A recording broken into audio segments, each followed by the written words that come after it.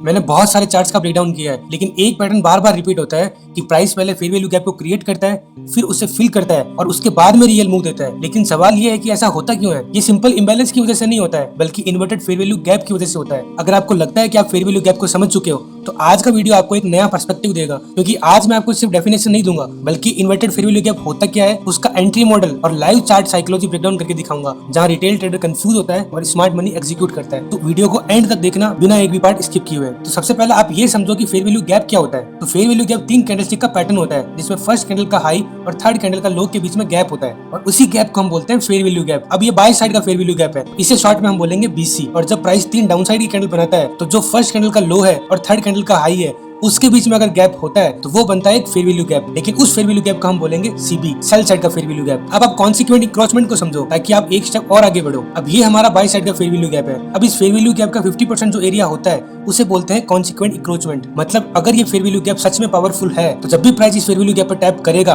तो वो 50% एरिया को टच करके ऊपर चला जाएगा। अगर कोई कैंडल 50% एरिया के नीचे क्लोजिंग देती है, तो वो एक स्ट्रॉन्ग फेयर वैल्यू गैप में काउंट नहीं होगा। ये मैंने आपको पहले भी बता रखा है। अब इसके बाद में आप इन्वर्टेड फेयर वैल्यू गैप को समझो। जैसे ये हमारा फेयर वैल्यू गैप है। अब अगर ये फेयर वैल्यू गैप स्ट्रांग होगा, तो प्राइस क्या करेगा? प्राइस इस फेयर वैल्यू गैप के 50% एरिया पर टैप करेगा और ऊपर चला जाएगा।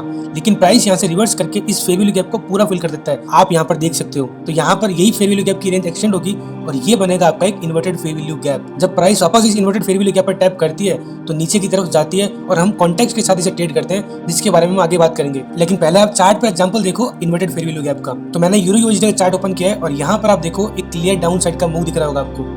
अब इस डाउन साइड के मूव में आप देखो इस कैंडल और इस कैंडल के बीच में गैप है, जिससे ये बन जाता है हमारा एक फेयर वैल्यू गैप। मैं इसे मार्क भी करता हूँ ताकि आपको क्लियरिटी मिले। अब इस फेयर वैल्यू गैप का 50% एरिया को मार्क करूंगा, जिसके लिए मैं इस रेक्टेंगल की सेटिंग में जाऊंगा और जो मिड वाली लाइन है उसे सेलेक्ट कर दूंगा। अब आप ये समझो कि अगर ये फेयर वैल्यू गैप स्ट्रॉन्ग होगा, तो प्राइस क्या करेगा? इस 50% एरिया से ही रिवर्स हो जाएगा और हम इस फेयर वैल्यू गैप को ट्रेड करेंगे। तो देखते हैं प्राइस क्या करता है। प्राइस इस फेयर वैल्यू गैप को रिस्पेक्ट नहीं करता है और इसे पूरा फिल कर देता है। अब मैं इसी फेयर वैल्यू गैप को एक्सटेंड करूंगा और इसे मार्क करूंगा इन्वर्टेड फेयर वैल्यू गैप। अब अगर price inverted fair value gap पर टैप करता है, तो प्राइस ऊपर की तरफ जा सकता है। लेकिन क्या आपको सच में लगता है कि सिर्फ इन्वर्टेड फेयर वैल्यू गैप बनने से मार्केट ऊपर चला जाएगा? नहीं, आपको हमेशा कॉन्टेक्स्ट के साथ इसे यूज करना है। जैसे इसी फर्स्ट एग्जांपल को देखो डिटेल में। ये यूरो यूएसडी का चार्ट है 1 घंटे के टाइम में, और यहाँ पर आप देखो प्राइस इस ऑर्डर ब्लॉक को बनाने के बाद कंटिन्यू नीचे की तरफ गिर रहा था इस लो तक। अब प्राइस इस लो के बाद कंटिन्यू साइडवेज हो गया, मतलब प्राइस स्ट्रगल कर रहा है एक डायरेक्शन में जाने के लिए। तो ये वाला लो हमारा काउंट होगा as a sell side liquidity. मतलब प्राइस जब तक इस लो की लिक्विडिटी को नहीं लेता, तब तक हमें कोई क्लैरिटी नहीं मिलेगी कि मार्केट कौन सा डायरेक्शन में जाएगा। तो लेट्स सी प्राइस क्या करता है।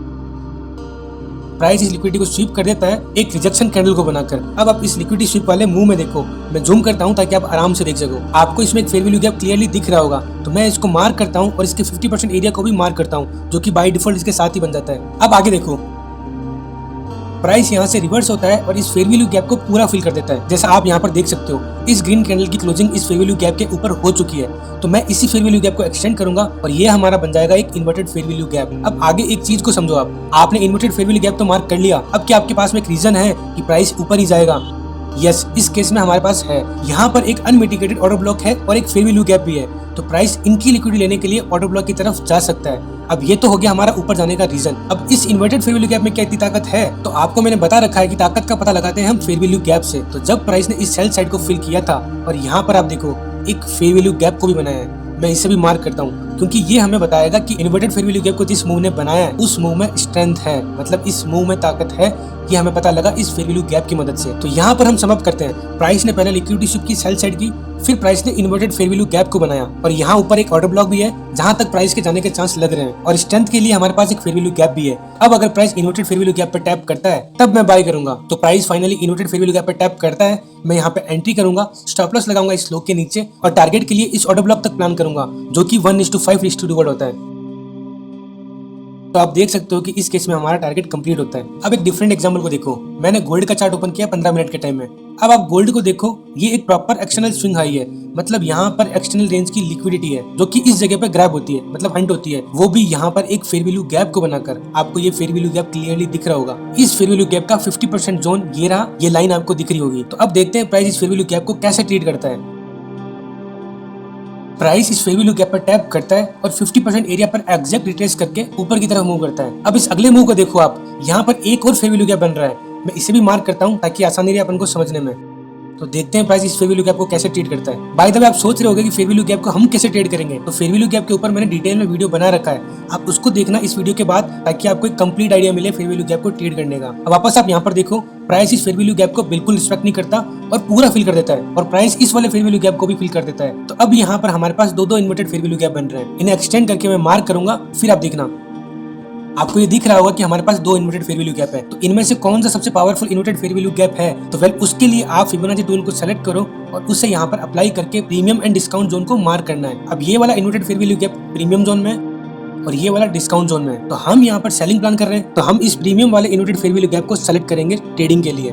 अब यहाँ पर आप नोटिस करो इस कैंडल को, ये पहले क्या थी, ऑर्डर ब्लॉक, लेकिन जब प्राइस रिवर्स हुआ तो यही ऑर्डर ब्लॉक क्या बना, ब्रेकर ब्लॉक। आपने मेरा ब्रेकर ब्लॉक वाला वीडियो देखा होगा, जिस पर अभी मैंने दो रिसेंट ट्रेड को भी प्लान किया था, गोल्ड और यूएसडी जेपीवाई, तो आप उस वीडियो को उसके बाद देखना, बहुत ही पावरफुल कॉन्सेप्ट है वो। अब वापस यहाँ पर देखो, हमारे पास एक ब्रेकर ब्लॉक भी है और एक इन्वर्टेड फेयर वैल्यू गैप भी है, तो हम वेट करेंगे कि प्राइस इस इन्वर्टेड फेयर वैल्यू गैप पर टैप करे।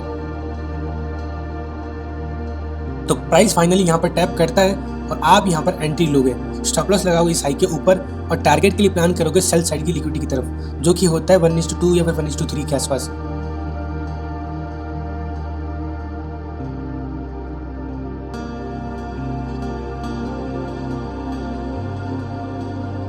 आई होप आपको ये वाला एग्जांपल समझ में आया होगा एकदम अच्छे से। अब एक लास्ट एग्जांपल को देखो, और यहाँ पर मैंने यूएसडी जेपीवाई का चार्ट ओपन किया है 15 मिनट के टाइम में, और आप अगर यूएसडी जेपीवाई को देखोगे तो वो कंटिन्यू गिर ही रहा है, पर यहाँ पर मल्टीपल डिमांड एरियाज है। अगर मैं आपको दिखाऊं तो अब यूएसडी जेपीवाई क्या करता है कि इस डिमांड पर टैप करती है काफी टाइम के बाद में, और एक सेल साइड की लिक्विडिटी जोन भी बनाती है, क्योंकि इसके नीचे भी एक डिमांड जोन है। तो हम देखते हैं कि आगे प्राइस क्या करता है।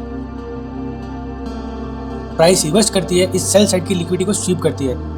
अब यहाँ पर आप नोटिस करोगे तो यहाँ पर एक फेयर वैल्यू गैप बन रहा है, जिसे मैं मार्क करूंगा। अब हम वेट करेंगे ये देखने के लिए कि प्राइस जब इस फेयर वैल्यू गैप पर टैप करता है तो वो क्या रिएक्ट करता है।